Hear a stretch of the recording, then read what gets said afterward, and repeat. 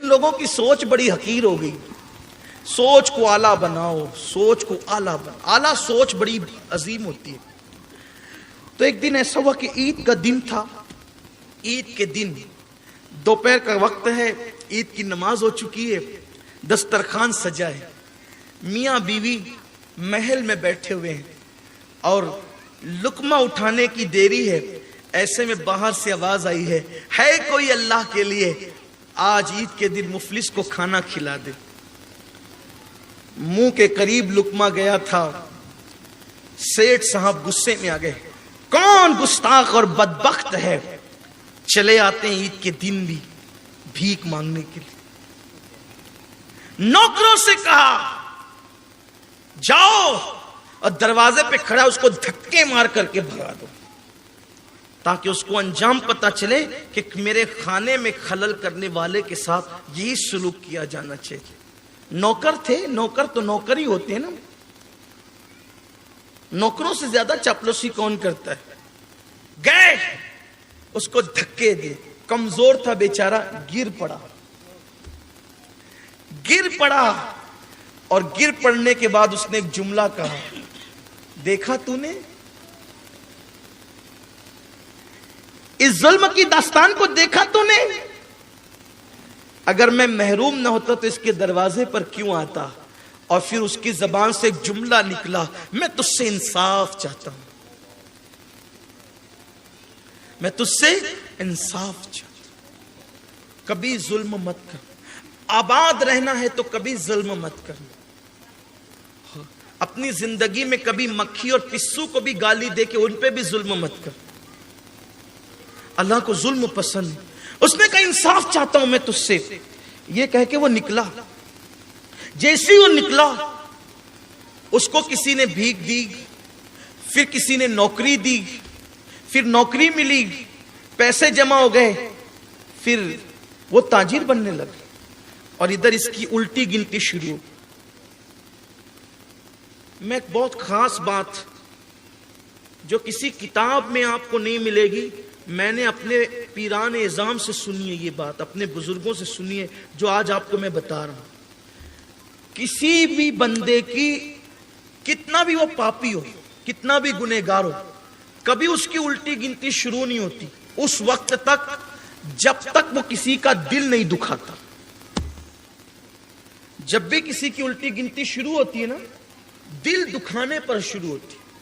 اللہ ہر گناہ کو نظر انداز کرتا ہے, لیکن دل دکھانا اتنا بڑا گناہ ہے کسی کا بھی. مسلمان کافر کی کوئی تفریق نہیں ہے یہاں. اسلام کہتا ہے بے وجہ کافر کا بھی دل نہیں دکھانا ہے, تم کو جانوروں کا بھی دل نہیں دکھانا ہے. میں کہتا ہوں صرف اس ایک جملے کو آپ یاد کر لیں. آج 9ویں محفل ہے, کل 10ویں محفل ہوگی, پتہ نہیں کل جو گفتگو ہوگی اس گفتگو میں ہم رہیں گے کہ نہیں رہیں گے, آئیں گے کہ نہیں آئیں گے, پتہ نہیں. لیکن بس, اور اس سے پہلے کی نشستوں میں آپ شریک رہیں یا نہیں رہیں, کچھ ایسے چہرے جو پہلے دن سے ہیں اور ہر دن آپ کی تعداد میں اضافہ ہوا ہے, اللہ آپ سب کو جزائے خیر دے.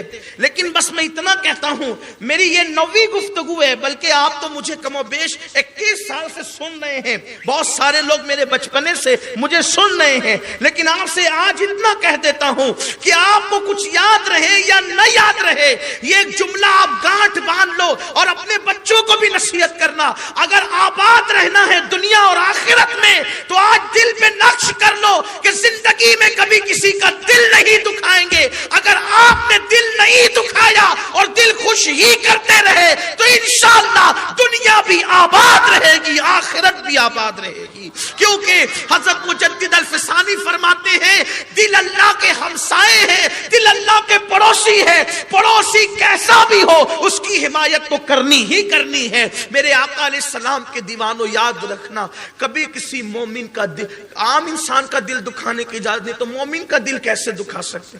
کسی کا دل کبھی مت دکھانا, بڑے سے بڑا نقصان جھیل لو مگر کبھی کسی کا دل مت دکھاؤ, کسی کے دل کو تکلیف مت پہنچاؤ. کیا ہوا جب اس کا دل دکھا, اس نے کہا مجھے تو نے محروم کیا, میں اس کی چوکھٹ پہ آیا, آج میں تجھ سے انصاف چاہتا ہوں. یہ کہہ کر کے وہ اٹھا, اٹھ کر کے نکل گیا. ادھر سیٹھ صاحب کی الٹی گنتی شروع ہو گئی. لوگ کہتے ہیں نا کبھی کبھی کاروبار پہ زوال آتا ہے، عزت پہ زوال، پتہ نہیں مجھ سے کیا گناہ ہوا، سارے گناہ بعد میں گننا، پہلے یہ دیکھ تو نے کسی کا دل دکھایا۔ اب بتاؤ جب عام انسان کا دل دکھانا اتنا گناہ ہے تو جو ماں باپ کا دل دکھاتے ہیں، جو گناہ کر کے اللہ کے رسول کا دل دکھاتے ہیں، بہت برا کر رہے ہیں لوگ۔ زوال لوگوں کو یوں ہی نہیں آتا، اس کی جب الٹی گنتی شروع ہوئی تو کیا وہ کاروبار ڈھپ پڑا۔ جب کاروبار ڈھپ پڑا تو نوکر ہٹتے چلے گئے، پھر اور کاروبار کو زوال آیا، کھانے کا محتاج ہو گیا، مکان بیچنے نکال دیا، وہ محل جس میں وہ رہتا تھا محل بیچنے نکال دیا۔ جب محل بیچنے نکالا بے گھر ہو گیا۔ جب بے گھر ہو گیا تو اس وقت اس کے بیوی کے میکے کے لوگ آئے، کہنے لگے ہماری اتنی خوبصورت جوان بیٹی کو تم لے کے رہو گے کہاں؟ درختوں کے نیچے، پہاڑوں کے اندر۔ ہماری بیٹی کی آبرو کو ہر وقت حملہ ہے، ہر وقت خطرہ ہے۔ ایک کام کرو، ہم نے تمہارا مال، تمہاری عزت، تمہارا کاروبار دیکھ کر بیٹی دی تھی، اب تمہارے پاس نہ مال رہا، نہ کاروبار رہا، نہ مکان رہا، نہ دکان، کچھ نہیں رہا، ہماری بیٹی کو طلاق دے دو۔ چند دن ہی میں اس کی بیوی کو طلاق ہو گئی۔ طلاق کے بعد اب وہ لوگوں کے پاس جاتا نوکری مانگنے کے لیے تو لوگ اس کو نوکری بھی نہیں دیتے، مزدوری کے لیے جاتا لوگ اس کو مزدوری بھی نہیں دیتے۔ جب تنگ آ گیا، سب لٹ گیا، اب وہ بھیک مانگنے لگے۔ انہی ایام میں ماہ رمضان شریف آیا، اسی رمضان شریف کے بعد عید کی صبح طلوع ہوئی، عید کی صبح کا آغاز ہوا، اور عید کی نماز پڑھ کے جب لوگ اپنے گھروں کی طرف جانے لگے، اسی محل میں جو پچھلے سال اس سیٹ صاحب کا تھا، اسی محل میں اب کوئی میاں بیوی اور تھے۔ دسترخوان لگا، کھانے کے لیے کھانا رکھا گیا۔ جب کھانا رکھا گیا، عین شوہر نے، خوبصورت شوہر نے، جوان شوہر نے جب پہلا لقمہ منہ کی طرف آگے بڑھایا، بیوی اس کی چہرے کی طرف نظریں گاڑ رہی تھی۔ ایسے میں وہی آواز، جیسا لگا کہ کوئی ریکارڈنگ دہرائی جا رہی، حالانکہ اس وقت ریکارڈنگ کا کوئی تصور نہیں تھا۔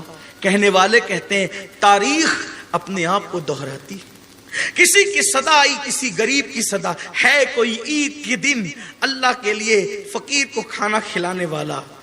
اس شخص نے لقمہ برتن میں رکھا، نوکروں کو کہا ہم بعد میں کھائیں گے، یہ کھانا اٹھا کر پہلے اس کو کھلاؤ، اور نوکروں سے کہتے ہیں سنو، کہتے ہیں کہ جس کے ہاتھ سے صدقہ دیا جاتا ہے اس کی بلائیں ٹلتی ہے، یہ کھانا تم نہیں دو گے اپنے ہاتھ سے، اس فقیر کے ہاتھ میں کھانا دینے کے لیے میری نئی نویلی بیوی جائے گی اور یہ اس کو کھانا دے گی۔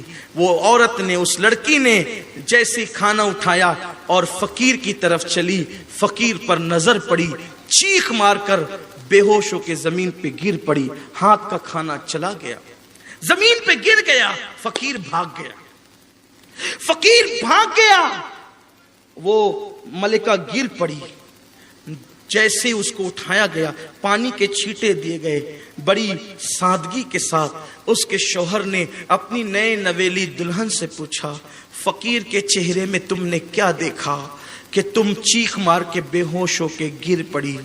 تو اس نے پورا قصہ بتایا۔